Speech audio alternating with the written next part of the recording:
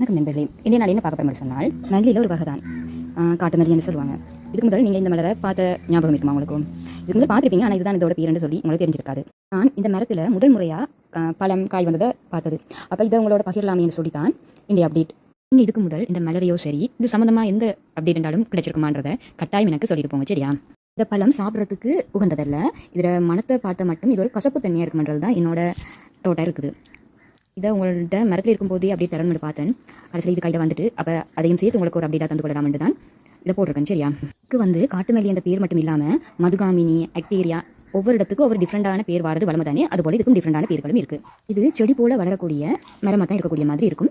நறுமணத்தை சொல்ல போனால் சொல்லி வேலையில் அவ்வளவு நல்ல நறுமணமாக இருக்கக்கூடியது. இது ஒரு மரத்தில் எவ்வளவுக்கு பூக்கிறமோ அவ்வளவு கொத்து கொத்தாக பூக்கக்கூடிய மாதிரி இருக்கும். மரத்தை விட பூக்கள் தான் அதிகமாக இருக்கும். குட்டியாக இருந்தாலும் அதிகளவு இலை இருக்கக்கூடிய மரமாக இது இருக்கும். இது வாசனைக்காகவும் அழகுக்காகவும் வீட்டில் வச்சிருக்காங்க. என்னை பராமரிக்கிற விதம் சொல்ல போனால் மற்ற மரங்களை போல தான் நம்மளோட சூரிய ஒளியும் அளவான தண்ணீரும் இருந்தால் போதுமானது.